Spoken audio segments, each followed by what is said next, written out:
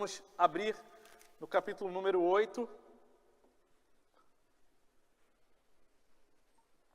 E nós estamos seguindo aqui na exposição, falando já sobre essa segunda temporada. Se o livro de Atos fosse um seriado, o capítulo 8 abre a segunda temporada desse seriado, quando a igreja que estava inicialmente apenas em Jerusalém, ela avança agora para a segunda fase, Samaria. E nós vamos ler a partir do versículo número 9. Atos dos Apóstolos, capítulo 8, versículo 9.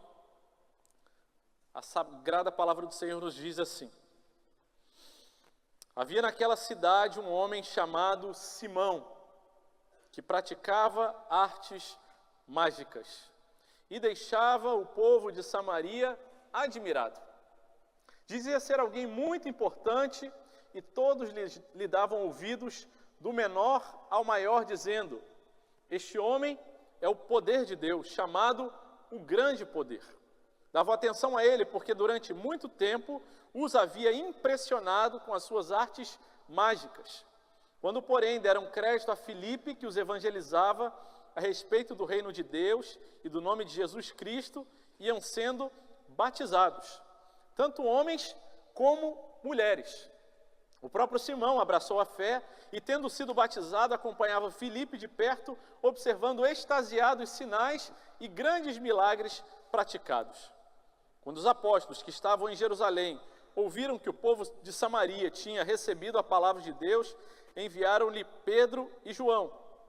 Chegando ali, oraram por eles para que recebessem o Espírito Santo, pois o Espírito ainda não havia descido sobre nenhum deles.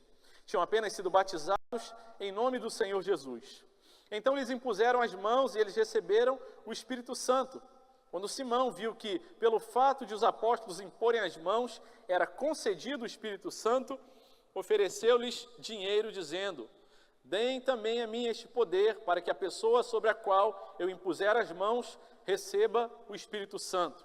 Mas Pedro respondeu: que o seu dinheiro seja destruído junto com você, pois você pensou que ele poderia adquirir o dom de Deus. Não existe porção nem parte para você neste ministério, porque o seu coração não é reto diante de Deus. Portanto, arrependa-se desse mal e ore ao Senhor, talvez Ele o perdoe por esse intento do seu coração, pois vejo que você está cheio de inveja e preso em sua maldade. Simão disse aos apóstolos: peço que vocês orem ao Senhor por mim, para que não me sobrevenha nada do que vocês disseram. Eles, porém, tendo dado o seu testemunho e pregado a palavra do Senhor, voltaram para Jerusalém e evangelizavam muitas aldeias dos samaritanos. Amém. Meus irmãos, nós acabamos de ler um próximo passo do avanço da igreja ali em Samaria. Começa o nosso texto dizendo: havia naquela cidade. A cidade é a cidade de Samaria. O texto anterior diz que após a morte de Estevão, aquele diácono que havia sido apedrejado e morto, uma grande perseguição ela veio sobre a igreja, e a igreja foi dispersada, espalhada. O verbo do original grego dá-nos a ideia de a igreja foi também semeada, lançada por Deus com uma intenção, e eles foram para a região da Judéia e Samaria, conforme o Senhor Jesus havia falado ali no capítulo 1, no versículo 8. Vocês receberão poder ao descer sobre vós o Espírito Santo, e serão minhas testemunhas, tanto em Jerusalém, Judéia, Samaria e até os confins da terra. Jesus disse: recebereis poder. E é sobre o poder de Deus que trata esse texto que nós lemos agora. E é sobre dizer que o poder de Deus, ele não está à venda. Não se pode comprar, adquirir por dinheiro, ou por algum recurso, ou por influência, o poder de Deus. Não! O poder é de Deus, e Ele dá a quem Ele quer. E Jesus diz, no versículo 8 do capítulo 1, vocês receberão poder, o poder de Deus. Nós temos muitos poderes que operam em nosso meio. nas nossas cidades, autoridades que têm poder para realizar muitas coisas, abrir portas, fechar portas, derrubar monumentos, erguer monumentos, construir escolas, abandonar escolas. Há muitos poderes em muitos âmbitos no nosso meio. Na nossa casa nós temos poderes, gente responsável por cada uma das atividades. Na nossa igreja também temos poderes, gente que tem autoridade dada por Deus, poder dado por Deus para fazer determinadas coisas, para abrir portas, fechar portas, autorizar, encorajar, fechar, repreender, exortar, poderes dados por Deus, que provém de Deus e são para a glória de Deus. E esse texto ele vai falar sobre, no texto anterior, que Filipe foi levado junto com esse grupo de crentes para a Samaria, e ali ele manifestava o poder de Deus. Na pregação da palavra, diz a palavra de Deus, que unânimes o povo ali dava atenção às coisas que ele dizia. Eles tinham ali um olhar de admiração, assim como nós lemos muitas vezes Jesus pregando, e aquele olhar de admiração, vendo que ele era o poder de Deus.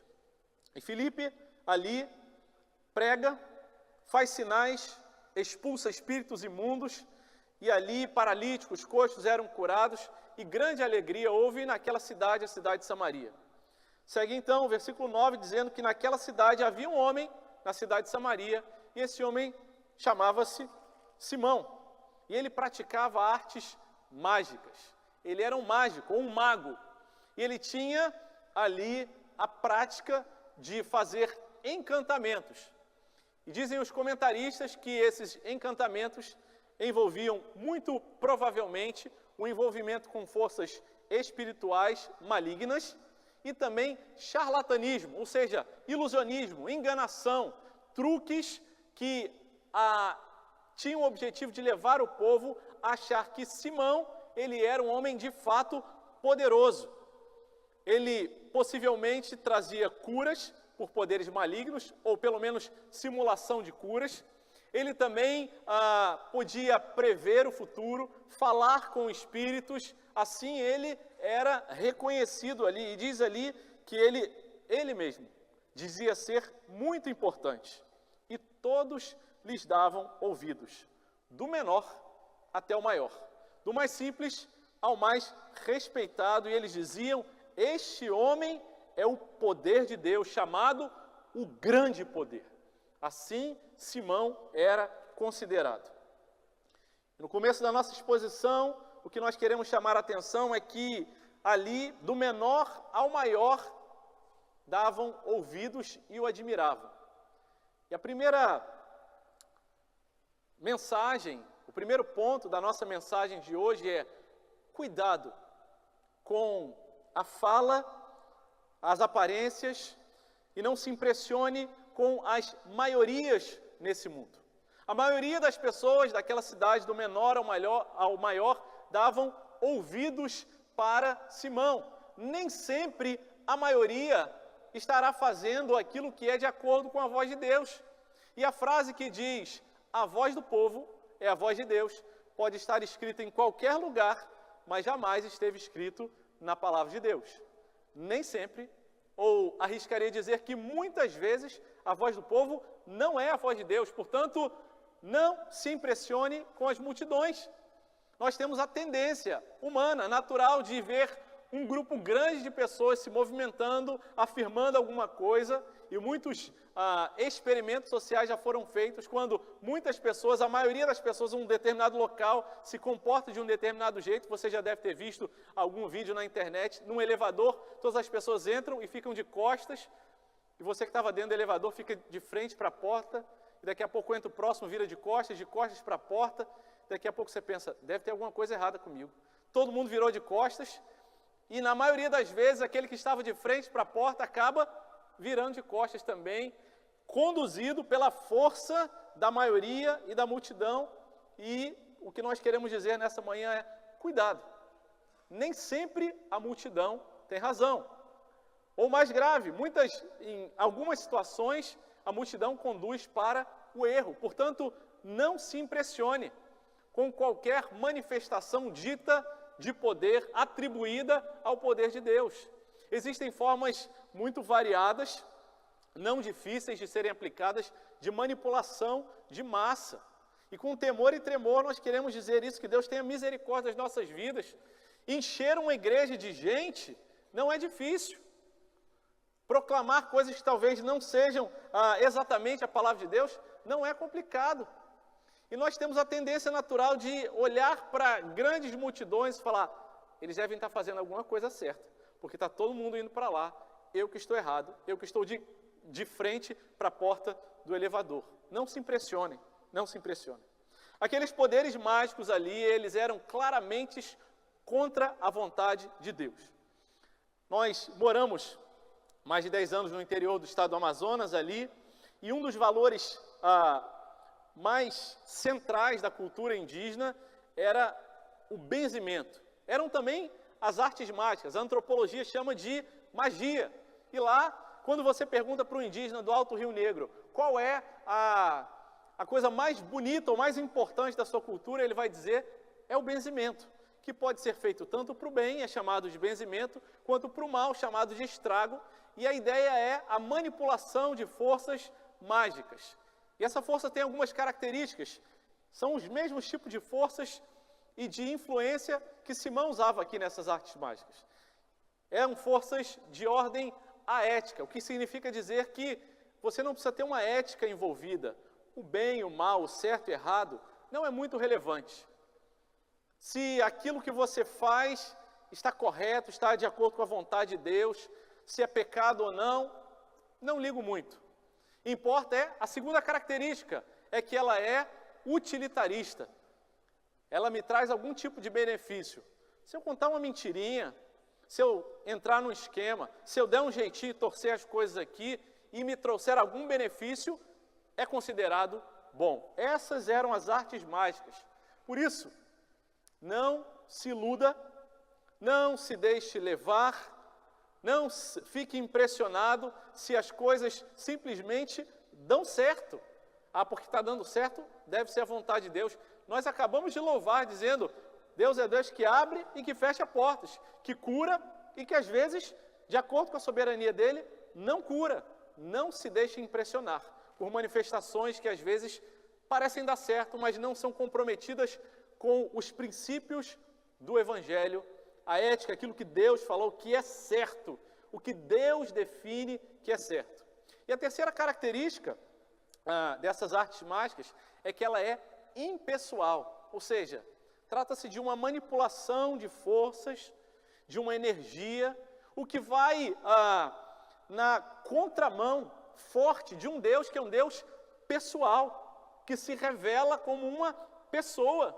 Essa é das primeiras aulas e assuntos que nós falamos nas classes Novos Membros, quando nós ensinamos a respeito de teologia. Deus é um Deus pessoal. Ele não é uma energia manipulável que você pode conduzir de acordo com seus interesses. Não. Ele é uma pessoa e que se revela, e que é bom, e que nos convida, e que nos convoca, e nos traz para próximos dele, para sermos santos como ele é santo. Portanto, não se impressionem nem com as multidões, e tampouco se as coisas estão dando certo, ainda que expedientes errados estejam sendo usados. Assim era o expediente daquele homem Simão. E a palavra de Deus segue dizendo, no versículo 11, que eles davam atenção a ele, porque durante muito tempo os haviam impressionado com as suas artes mágicas.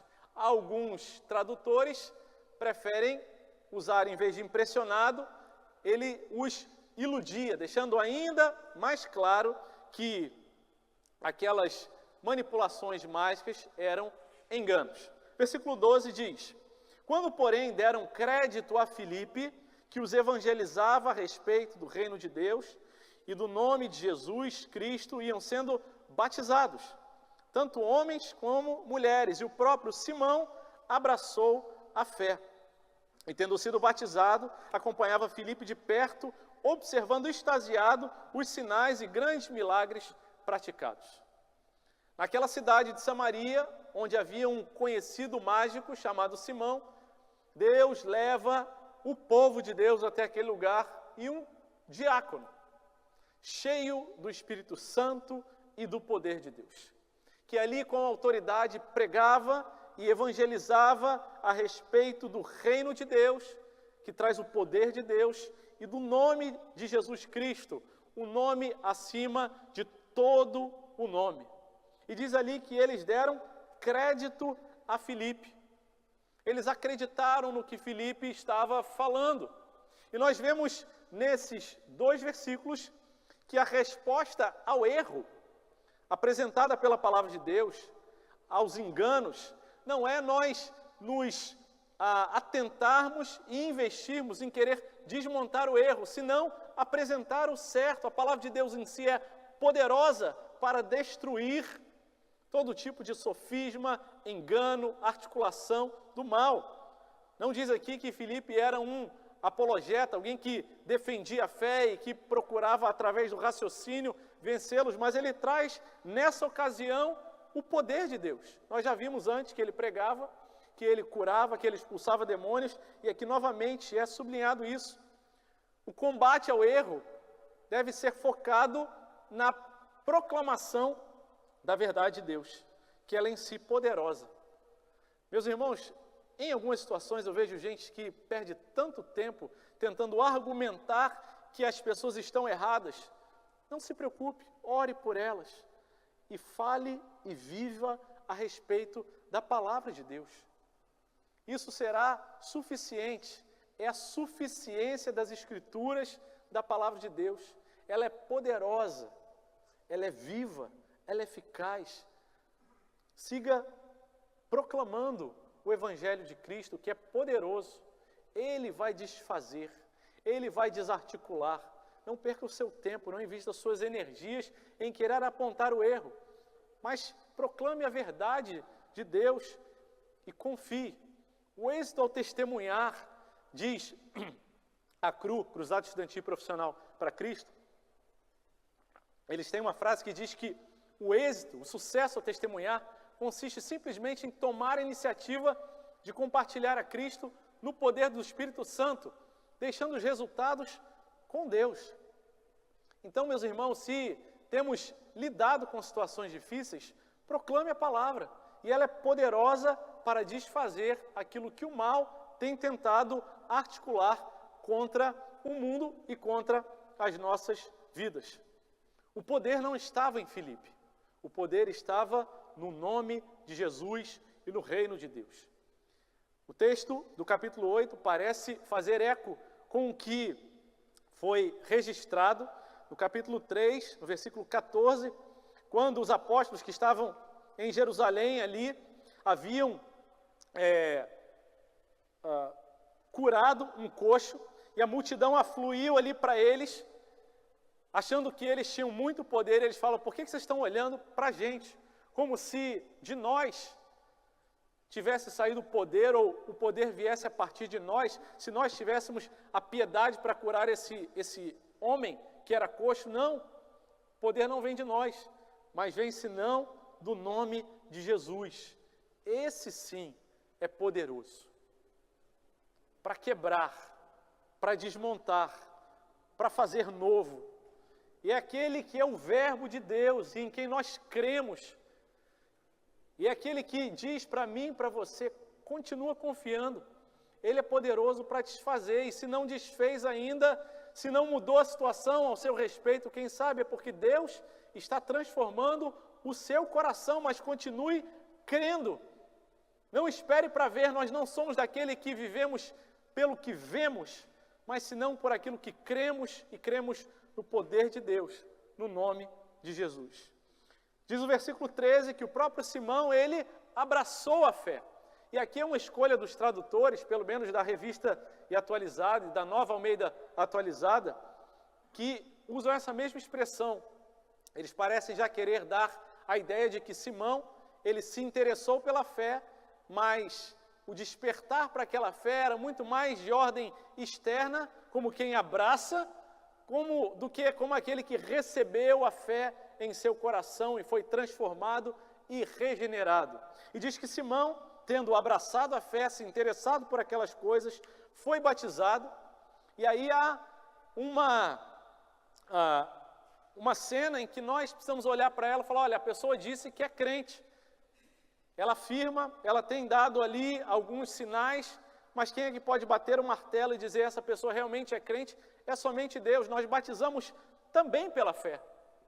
Aquele Simão ali abraçou a fé e foi batizado, e ele acompanhava Filipe de perto, diz a palavra, observando, talvez extasiado diante dos sinais, querendo aprender, querendo ver se tinha algum truque, alguma coisa que acontecia ali, que o dito poder de Simão não dava conta de trazer. E ele, extasiado de perto, acompanhava Filipe no seu ministério. As notícias chegaram a Jerusalém, o poder de Deus sendo manifesto em Samaria, e ali na igreja de Jerusalém os irmãos ouviram, o poder de Deus está se manifestando, a palavra de Deus está sendo pregada, as pessoas estão sendo convertidas, o Espírito Santo está passando a habitar no coração e regenerando aquelas pessoas, trazendo-os a Cristo. Então eles recebem as notícias em Jerusalém. Diz o versículo 14, quando os apóstolos que estavam em Jerusalém ouviram que o povo de Samaria tinha recebido a palavra de Deus, enviaram-lhe Pedro e João. E eis aqui mais uma sentença importante para as nossas vidas como igreja. É necessário, bíblico, importante e fundamental que uma igreja viva debaixo de supervisão e de um concílio, de gente que pastoreie uns aos outros. Essa é uma marca de uma igreja modelo que estava nascendo, não é uma igreja perfeita, uma igreja modelo não é uma igreja que não tem erros nem falhas, mas é uma igreja formada por Deus e a partir da qual nós devemos olhar e aprender e aplicar em nossas vidas. A igreja na Samaria estava nascendo e as notícias chegaram a Jerusalém, eles então enviam Pedro e João como igreja mãe para a igreja da Samaria, para ver o que estava acontecendo. E louvado seja o nome do Senhor, porque como igreja presbiteriana, somos uma igreja também conciliar. A igreja presbiteriana da Barra faz parte de um presbitério. Existem outras igrejas que caminham junto com a gente e nós temos essa responsabilidade de pastorearmos, exortarmos, encorajarmos uns aos outros, corrigirmos uns aos outros, se alguma coisa está desviando da doutrina, da sã doutrina. E ali então, em Samaria, eles receberam a visita de Pedro e João. E louvado seja o nome do Senhor, porque esse modelo conciliar, esse modelo em que um cuida do outro, é um modelo em todos os níveis. Nós temos na igreja um conselho, somos 6 membros no conselho, pastor André, pastor MV, os presbíteros Tony, Emerson, Vanderlei e Francisco, e ali nós temos a responsabilidade de pastorearmos e cuidar uns dos outros, encorajar uns aos outros, prover o necessário uns para os outros, para que a governança da igreja seja bem feita. E assim esperamos que toda igreja que tenha a visão de ser uma igreja acolhedora, acolha e cuide uns dos outros. Nenhum crente foi chamado a caminhar e viver só, sem prestar contas a ninguém. Esse não é o chamado de Deus. Se você chegou hoje aqui, se você tem feito parte dessa igreja e falou, ninguém tem que saber nada e ter nenhum tipo de proximidade, um relacionamento mais profundo comigo, lamento desapontá-lo, mas essa não é a visão que Deus tem nos dado de acordo com a palavra de Deus.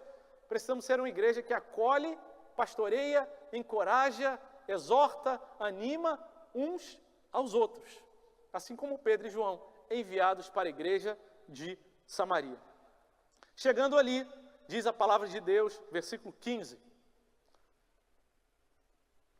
oraram por eles para que recebessem o Espírito Santo, pois o Espírito ainda não havia descido sobre nenhum deles. Tinham apenas sido batizados em nome do Senhor Jesus. Então lhes impuseram as mãos e eles receberam o Espírito Santo. E essa é a hora que você se ajeita na sua cadeira e fala, e agora, pastor? Como é que os presbiterianos dão conta disso? Louvado seja o nome do Senhor, porque a nossa teologia, ela crê que Deus é aquele que cuida da sua igreja e que dá poder à sua igreja.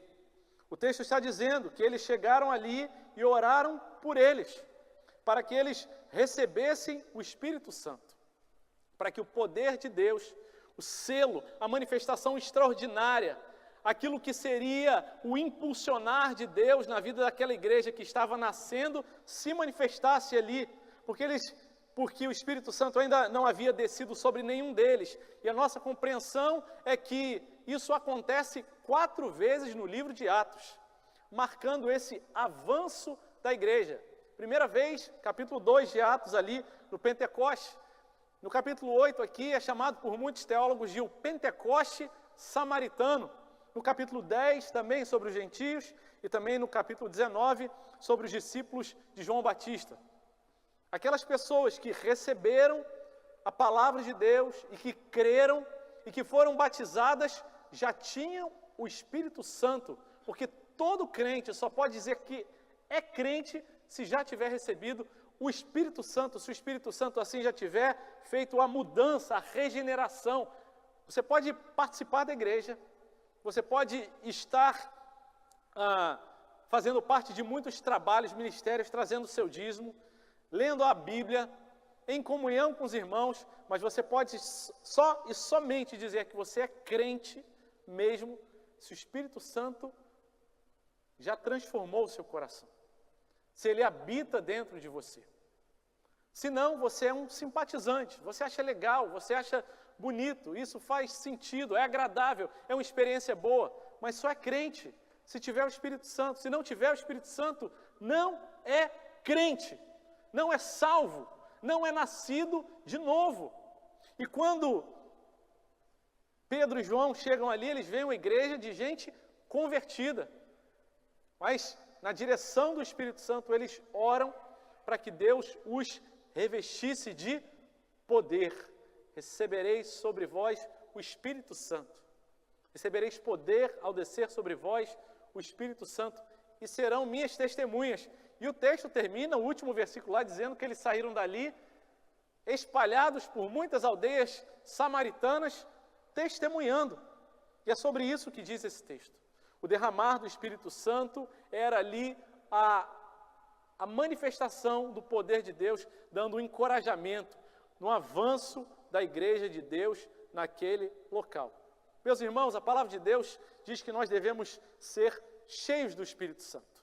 Crentes que podem estar mais cheios ou mais vazios. E com temor e tremor e com grande alegria, eu digo, meus irmãos, eu não temo manifestações extraordinárias do Espírito Santo, de forma alguma, de forma alguma.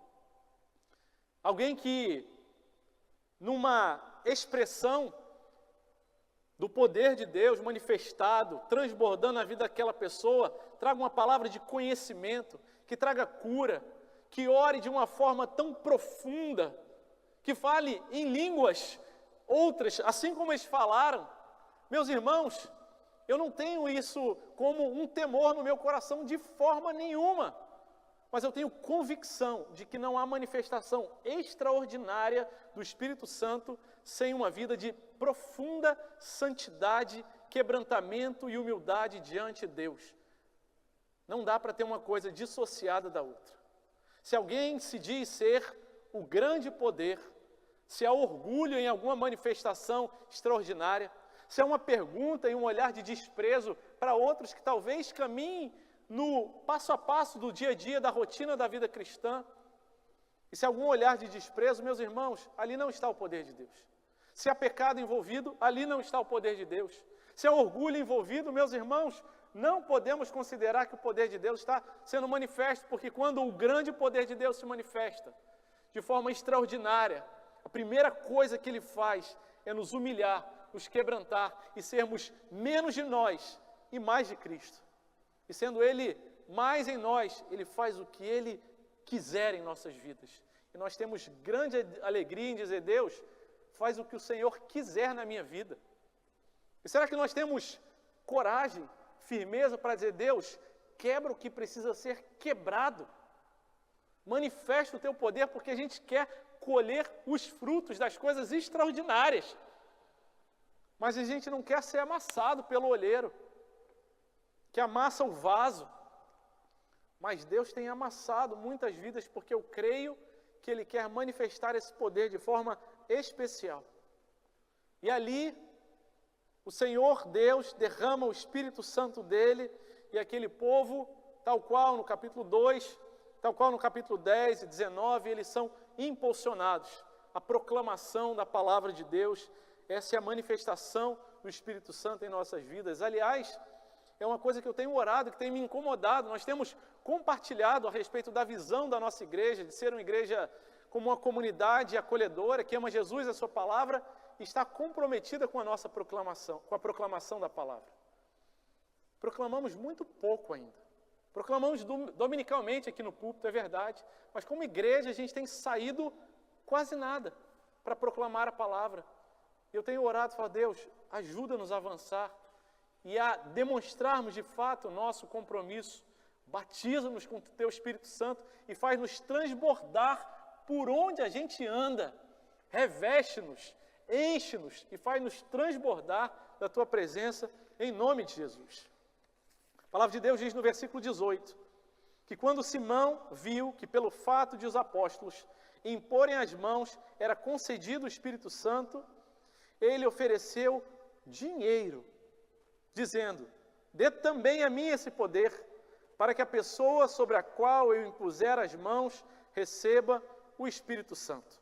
Simão, como um mago, alguém que manipulava poderes, viu um poder maior do que ele e pensou, eu posso comprar esse poder.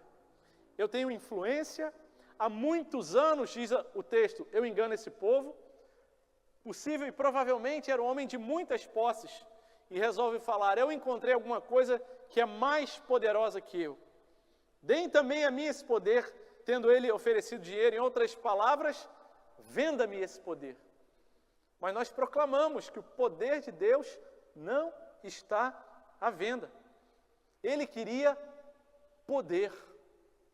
E todos nós, por causa da nossa herança pecaminosa, também queremos poder. Todos nós também queremos dizer, Deus, Tu és o Senhor da minha vida até essa página. Daqui para frente, o poder é meu. Eu decido, eu resolvo, eu faço do meu jeito, porque o poder é meu. E nós precisamos, com temor e tremor, falar, Senhor, que eu não seja como Simão, tentando comprar o Teu poder na minha vida, mas que eu me renda e saiba que tudo é Teu. Nós oramos na hora do dízimo dizendo, olha, o que nós trazemos aqui é de Deus, mas o que está nas nossas casas, na nossa conta bancária, também é do Senhor. O poder de Deus não pode ser comprado. Tudo que nós temos e somos é dele. E se Simão entendeu que poderia comprar alguma coisa a parte de Deus, é porque o raciocínio é, eu estou fora e eu posso comprar e eu posso adquirir.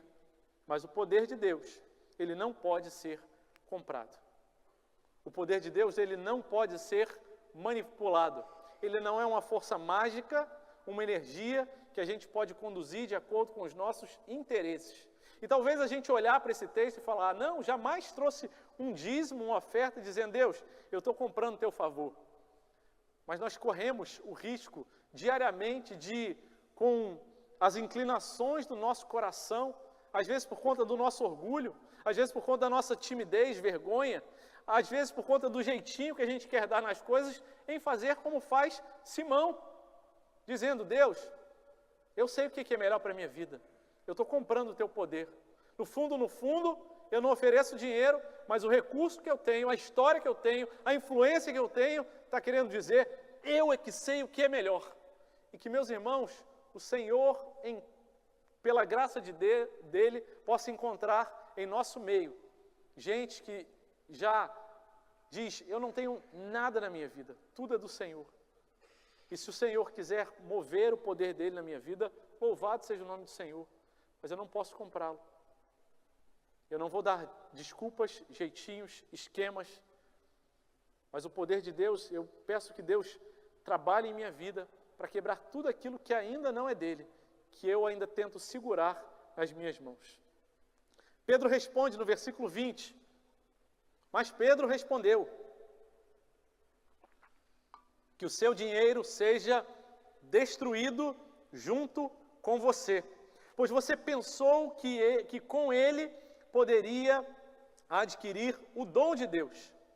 Não existe porção nem parte para você nesse ministério, porque o seu coração não é reto diante de Deus.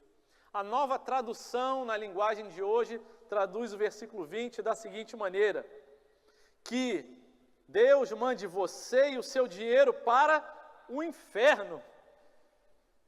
É uma versão da tradução que é mais enfática e incisiva. Você vai para o inferno. É o que Pedro disse aqui, que seja destruído você e o seu dinheiro. Porque é isso que acontece com tantos quantos querem comprar o favor de Deus.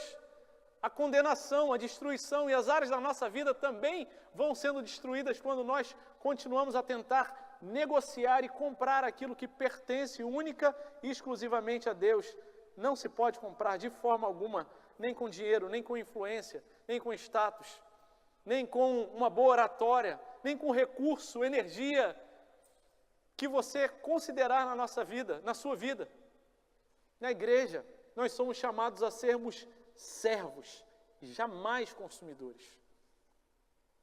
Quando a gente se melindra com a crítica do outro, eu estou dizendo: Deus, eu sou tão importante, por que isso aconteceu comigo? No final das contas, eu estou dizendo: eu sou poderoso. E quando eu falo isso, eu estou dizendo: Deus, eu estou caminhando para o caminho da condenação, da destruição. Porque é isso que acontece com a gente, quando a gente não abre mão do poder que é exclusivamente Deus, e a gente tenta tomar nas nossas vidas. Quando nós somos dominados pela ansiedade de querer controlar com o nosso poder a nossa realidade.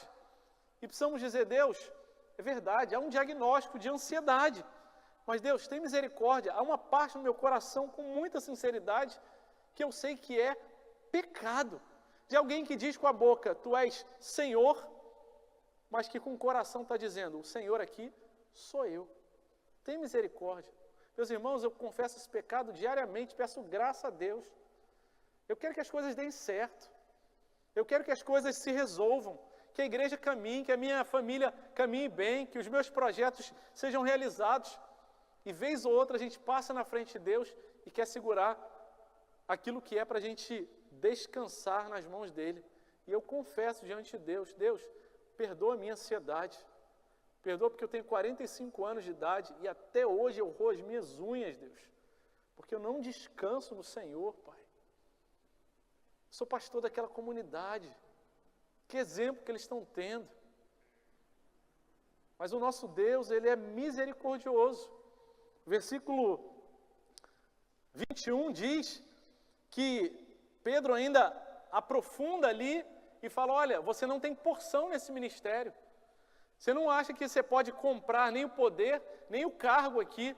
E essa compra de um cargo depois passou a ser chamado de simonia ali na Idade Média, porque era a prática de tentar comprar cargos eclesiásticos, cargos na igreja, por causa do poder e da influência. E dá esse nome de simonia por causa de Simão. Mas a graça e a misericórdia de Deus, apesar desse profundo, duro pecado de Simão, e que muitas vezes atravessa a nossa vida, encontra a misericórdia de Deus no versículo seguinte. Ele diz: portanto, arrependa-se desse mal e ore ao Senhor. Talvez Ele o perdoe por esse seu intento do seu coração, pois vejo que você está cheio de inveja e preso em sua maldade. Meus irmãos, quando a graça de Deus chega ao nosso coração, aos nossos ouvidos e diz: arrependa-se, Ele nos está dando uma nova oportunidade de ter a vida transformada por Ele.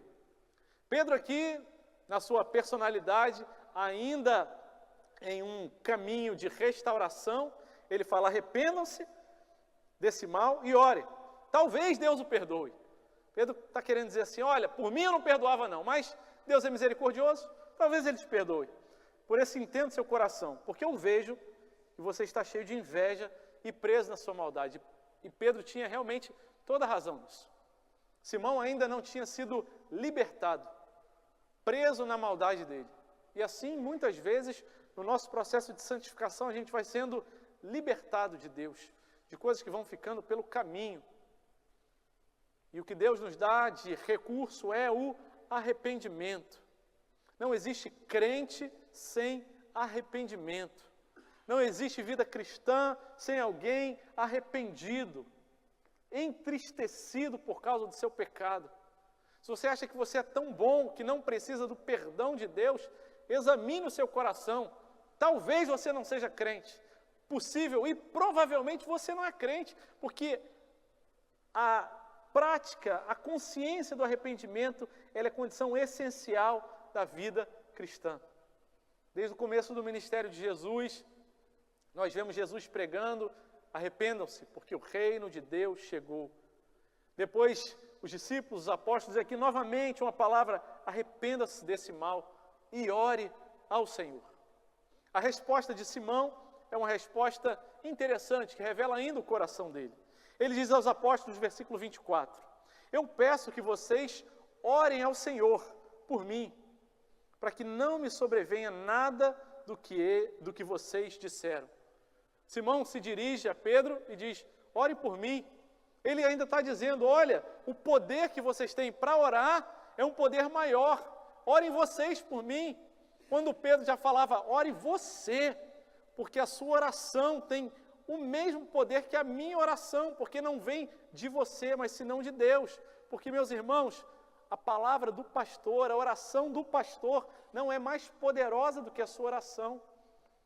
Muitas vezes a gente é acionado, a gente procura, a gente fala assim: pastor, ora, porque a sua oração é mais forte.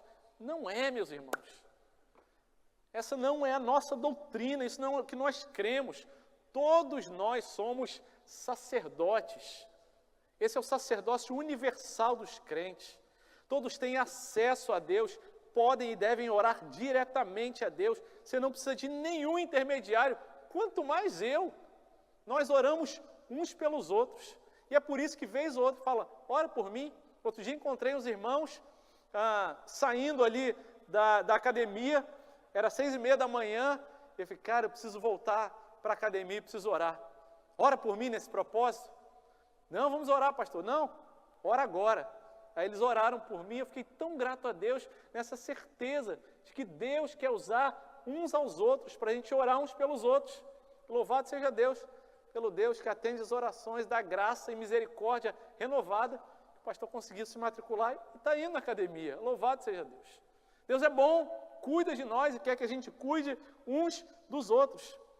Mas Simão ainda não tinha entendido. Ele falou: olha, orem por nós, orem por mim. E Pedro já tinha falado: ore você e se arrependa. É tudo o que é necessário. O texto termina no versículo 25 com um porém. Eles, porém, tendo dado o seu testemunho e pregado a palavra do Senhor, voltaram para Jerusalém e evangelizavam muitas aldeias dos samaritanos. E o último ensinamento dessa manhã é que os contratempos, as distrações, os problemas, as dificuldades, elas não podem nos tirar do nosso foco de evangelizar, de proclamar a palavra de Deus. Pedro e João foram àquele lugar visitar a igreja e se depararam ali com um problema. Um homem que queria comprar o poder de Deus.